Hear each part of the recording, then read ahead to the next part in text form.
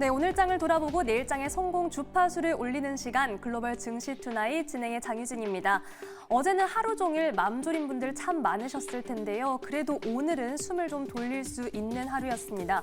이 깊은 낙폭을 모두 메우지는 못했지만 그래도 어느 정도는 어제 상흔을 지우면서 바닥에 대한 우려를 조금은 내려놓을 수 있지 않나 싶은데요. 이럴 때일수록 투자 전략을 단단히 대비해서 계속해서 이어지는 시장 변동성에도 대응을 해야겠죠. 오늘의 첫 순서로 한 교수의 큐사인에서 오늘 장 정리해보고 내일 장도 전망해보겠습니다. MBN골드 한 교수 매니저 전화 연결합니다. 매니저님 안녕하십니까? 네, 안녕하십니까. 한 교수 매니저입니다. 네, 오늘 다행히 반등이 나와줬는데 가장 궁금한 건 안심해도 되는지 여부입니다. 오늘 시장 흐름 어떻게 보셨습니까? 네, 아직은 조금 안심하기에는 조금 이르지 않을까라는 그런 판단을 먼저 드리고요. 어제 워낙에 국내 증시 낙폭이 컸고 또 비이성적인 하락세가 나타났기 때문에 오늘 반등은 어찌 보면 당연한 반등이 아닌가라는 그런 생각을 해볼 수가 있겠습니다. 어제 폭락세를 기록했던 일본 증시도 무려 10% 급등이 나왔고요. 그런 일본 증시의 상승과 더불어서 오늘 국내 증시도 동반해서 상승세가 나타났습니다. 코스피는 3% 올랐고요. 코스닥은 6% 올라가면서 코스닥 시장의 상승세가 상대적으로 크게 나타났습니다. 기관들이 코스피 종목에 대한 매수를 단행을 한 반면에 외국인들이 코스닥 종목에 대한 매수를 단행을 하면서 코스닥 시장의 흐름이 상대적으로 강한 그런 모습이 전개가 됐습니다. 반등폭이 비교적 강하게 전개됐습니다만 그러나 윗꼬리를 달고 장세가 마감이 됐기 때문에 여전히 시장에 대한 경계감이 아직은 크게 남아있는 것으로 일단은 판단을 해볼 수가 있겠습니다. 현 시점부터 시장은 중요한 분기점에 와 있는 것으로 일단은 판단을 드릴 수가 있겠습니다. 단기 급락세가 멈추고 소폭의 반등세가 연출됐는데 여기서부터 현 증시가 중간 바닥을 다지고 재반등에 나설 것인지 아니면 바닥을 다지는가 싶더니 추가적으로 하락세를 보일지 결정되는 아주 중요한 분기점이 있는 것으로 보고 있어서 현 시점부터는 오늘 반등장에 너무 취하지 말고 또 종목에 대한 접근 전략 너무 섣불리 하지 마시고요. 아직까지는 시장의 방향을 먼저 확인하고 접근 전략을 단행하는 조금 더 신중한 전략이 아직은 좀 더 요구되는 시점이 아닌가 이렇게 분석을 드리겠습니다. 네, 아무래도 오늘의 반등이 반갑기는 하지만 일희일비하지 말자 이렇게 좀 정리를 해볼 수 있을 것 같습니다. 그러면 내일 장은 좀 어떻게 대비를 해보면 좋을까요? 가장 먼저 중요한 전략은 일단 섣부른 매수는 일단 좀 자제를 하자라는 점을 말씀을 드리겠습니다. 오늘 지수가 반등세를 기록했습니다만 어제처럼 오히려 주가가 많이 밀렸을 때는 오히려 저가 매수를 해볼 만한데 또 오늘 주가가 반등이 강하게 나왔을 때는 성급한 매수는 좀 더 자제를 하시는 게 좋겠고 섣부른 매수보다는 지수의 방향, 지수의 흐름을 먼저 확인하시는 게 좋습니다. 시장이 충분히 안정되고 추가적인 하락보다는 오히려 반등 가능성이 있는지 여부를 좀 더 확인하고 접근 전략을 펼쳐나가는 이런 전략이 필요할 것으로 분석이 되고 있는데 다만 현 증시가 상승할 수 있는 모멘텀이 조금은 약한 상태입니다. 미국 증시도 충분히 하락세를 멈추고 어제도 낙폭이 축소가 됐고 현재 나스닥 선물이 0.3% 상승세가 나타나면서 반등에 대한 기대감이 크기는 합니다만 장중에 나스닥 선물 지수가 1% 이상 올랐다가 막판에 밀리고 있다는 점에 대해서 약간의 경계가 있겠고요.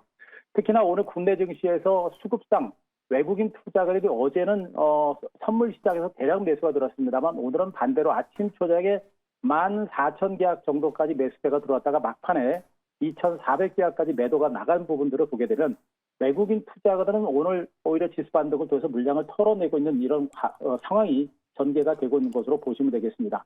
결론적으로 지금 증권시장은 여러 가지 복합적인 악재에 의해서 급락세가 나타났는데 그 악재를 이겨낼 수 있는 그 상승 모멘텀이 아직은 부재한 상태입니다. 그리고 여러 가지 불확실성 변수가 너무나 많은 상태죠. 이스라엘과 이란 간의 전쟁 가능성, 그리고 엔비디아를 둘러싼 불확실성, 그리고 미국의 경제 지표가 어떻게 나올지 이러한 여러 가지 불확실성 변수가 많기 때문에 아직은 시장에 대한 낙관적인 어떤 전망은 조금은 자제를 하시거나 경계를 좀 하실 필요가 있을 거로 보고 있고요. 결국에 종목분들에 대한 전략에 있어서는 제가 어제 지수 반등이 나올 때는 종목들 추격 매수하지 말고 오히려 단기적으로 올랐던 종목은 좀 물량을 줄이자라는 그런 관점의 대응 전략을 펼칠 것을 말씀드렸듯이 오늘 이제 지수가 올랐기 때문에 내일은 성급한 매수는 좀 자제하시는 게 좋겠고요. 종목에 대한 접근 전략에 있어서도 중장기적인 전략보다는 짧게 끊어치는 그런 단기 매매 전략이 바람직하다. 시장에 대한 자신감이 없을 때는 일단 관망하시는 게 맞겠고, 그런 와중에도 매매를 한다고 한다면 짧게 끊어치는 그런 단기 매매 전략이 바람직한 상태라는 점을 말씀을 드리도록 하겠습니다. 네, 성급한 매수는 자제하자라는 부분을 가장 강조를 많이 해주셨고요. 아무래도 아직 시장이 악재를 소화하는 과정 속에 있기 때문에 조금 더 신중한 대응이 필요하겠습니다. 자, 그러면 포트폴리오에 편입한 종목들 리뷰 좀 부탁드리겠습니다. 네, 오늘 먼저 코덱스 레버리지를 한번 보도록 하겠습니다. 어제 이 시간에 여러분께 한번 말씀을 드렸던 종목인데요. 결국에는 오늘 3.9% 상승세가 나타났습니다. 장중 변동성도 상당히 크게 나타난 가운데 그래 강박 정도 선에서 마감이 됐습니다만 현재 하락세는 어느 정도는 멈춘 것으로 일단은 판단이 되고 있습니다. 다만 현재 증시 앞서도 말씀드렸듯이 아직 시장의 방향성을 예단하기는 좀 어렵고요. 하락세가 멈추면 그나마 괜찮은 장세입니다만 상승장으로까지 이어지기는 좀 쉽지 않은 이런 장세라고 일단은 판단이 되고 있습니다. 따라서 어제 주가가 오늘 갭상승 출발했기 때문에 추격 매수가 좀 부담이 됐을 수가 있겠고요. 매수를 안 하셨다라고 한다면 매수를 안 하시는 게 좋겠고, 또 혹시라도 가지고 계신 분들은 현 구간에서 오늘 반등이 나왔기 때문에 오히려 이 반등을 통해서 물량을 줄이시고 빠져나오시는 이런 전략을 단행하시는 게 좋습니다. 그리고 나서 나중에 시장이 충분히 안정되는 것을 확인하고 재매수 포인트를 잡아도 늦지 않습니까? 그러니까 지금은 리스크 관리 측면에서 추격 매수보다는 관망, 그리고 들고 계신 분들은 조금이라도 반등 나올 때 한 번 정도로 털어내고 나서 다시 한번 접근하는 이런 전략이 필요할 거로 분석되고 있고요. 2차 전지 관련주들 중에서 이제 삼성 SDI를 한번 보도록 하겠습니다. 오늘 2차 전지 관련주들이 어제 낙폭이 상당히 큰 상태에서 오늘 동반해서 반등세를 기록했는데 삼성 SDI도 4.7% 동반 상승세를 기록했습니다. 크게 하락했던 2차 전지 관련주들이 오늘 모두가 대부분이 큰 폭의 반등세를 기록했는데요. 그만큼 낙폭이 컸던 상태였고 그에 따른 반발성 매수가 들어왔고요. 기관 외국인들도 은근하게 매집이 좀 진행이 되고 있는 그런 과정들이기 때문에 2차 전지 관련주들은 저는 굳이 현 구간에서는 투매까지 나설 필요가 없다라는 점을 말씀드리고 있습니다. 아직까지 성장성이라든가 이런 부분들이 부각되지는 않고 있습니다만 충분히 빠졌고 바닥 가능성이 있다는 측면을 보게 되면 삼성에서도 굳이 여기서부터 물량을 털어낼 필요는 없지 않을까라는 판단이겠고요. 다만 신규 매수에 있어서는 역시 전반적인 장세가 충분히 안정되는 것을 확인하고 역시 기관과 외국인들의 매수가 강화되거나 2차 전지와 관련된 어떤 호재가 나올 때 그때 가서 매수를 해도 늦지 않는다는 점도 참고로 하시기 바랍니다. 아울러 포스코 퓨처엠도 같이 한번 말씀드리게 되면요. 오늘 포스코 퓨처엠도 6.9% 강세가 나타났습니다. 어제 크게 하락했다가 곧바로 재반등에 나서면서 다시 제자리에 와 있는 모습인데 현재 대체로 20만 원 정도 선에서 하락세를 멈추고 바닥을 좀 다져가는 이런 모습이 전개가 되고 있습니다. 마찬가지로 이 종목도 지금 당장 치고 갈 수 있는 그런 어떤 모멘텀들은 아직은 없는 상태입니다만 기관 투자가들의 매집이 꾸준하게 진행되고 있다는 부분들을 보고 또 최근에 낙폭 과대를 통해서 기관과 외국인들의 2차 전지나 매집이 진행되고 있는 부분들을 보게 되면 앞으로 추가적으로 하락하더라도 하락하는 폭은 제한적일 가능성이 높습니다. 이런 가운데 어느 정도 시간이 지나서 이제 워낙에 많이 빠졌기 때문에 2차 전지 관련주와 관련된 모멘텀들이 나올 수 있는 가능성이 높기 때문에 나는 지금까지 주식을 안 팔았다라고 한다면 굳이 팔 필요 없이 시간을 가지고 가져가는 이런 전략이 좋겠고요. 매수는 역시 전반적인 2차 전지에 관련된 모멘텀과 그리고 이제 수급이 살아날 때 그때부터 접근하셔도 늦지 않겠다라는 점을 말씀드리도록 하겠습니다. 네, 어제 편입했던 코덱스 레버리지에 대해서는 반등 시에 빠져나오자라는 전략을 말씀해 주셨고요. 2차 전지주는 다른 모멘텀을 좀 더 기다려보면서 수급의 향방도 주시를 해야겠다라고 말씀을 해주셨습니다. 자, 그러면 내일장은 어떤 종목으로 대응을 해보면 좋을까요? 종목 선택이 참 어려운 장세입니다. 그래서 오늘 종목도 여러분들이 중장기적인 관점에서 보는 종목이 아니고 단기 관점에서 보실 것을 말씀드리고요.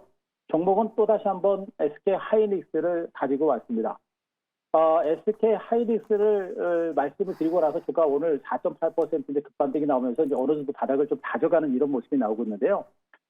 역시 이제 대형주다 보니까 전체적인 지수의 흐름도 굉장히 중요한 상태입니다. 그런 상태에서 SK 하이닉스를 또다시 갖고 온 것은 역시 실적과 성장성 대비 주가가 단기간에 너무 낙폭이 크다라는 점에서 이 종목을 다시 한번 가지고 왔습니다. 지금 현재 5일선과 20일 이동 평균선 간의 이격도가 상당히 크게 벌어져 있는 상태고요.